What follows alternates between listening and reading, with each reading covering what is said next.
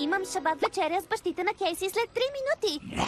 Разбира се, че ще ти запазя, Хала. Благодаря, че ме докара, Ди. Шабат шалом! Комемос! Яще, боболечки. Как се нарича това ястие? Асопао де гърди! Пуерториканско-еврейски фюжън. Тоест, аз като ястие. Като говорим за теб, вълнуваш ли се за своята бат-мицва? Религиозна церемония, когато еврейското момиче навършва 13 години.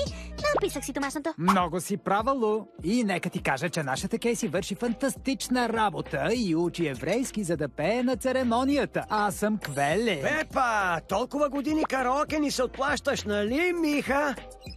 Ой, не ми казвай, че гледаш снимки на тризначките от Бат Мицва. Ай, отравеш! Чакайте, кои са тризначките?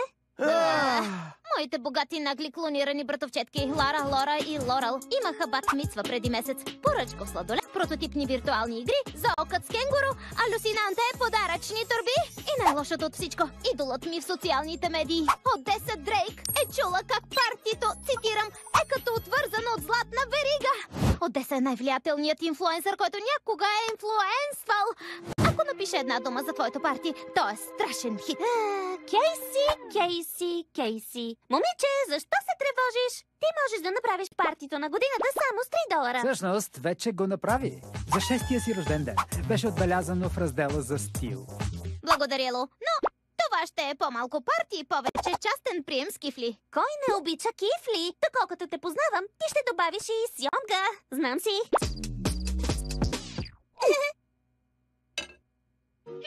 Знаете ли какво иска този момент? Кларо Кеси, сватбената снимка! Колко е красиво! Бяхме само ние, най-вътрешният кръг и импровизирано превземане на овчата поляна в Централ Парк. Беше семпло, да, но като погледнахме всички тези лица... Лицата на избраното от нас семейство. Осъзнахме, че имаме всичко, което ни е нужно, защото споделихме този ден с хората, които обичаме. Беше идеално! Благодаря, бащи. Имах нужда от това. И кой знае, може тризначките дори да не дойдат.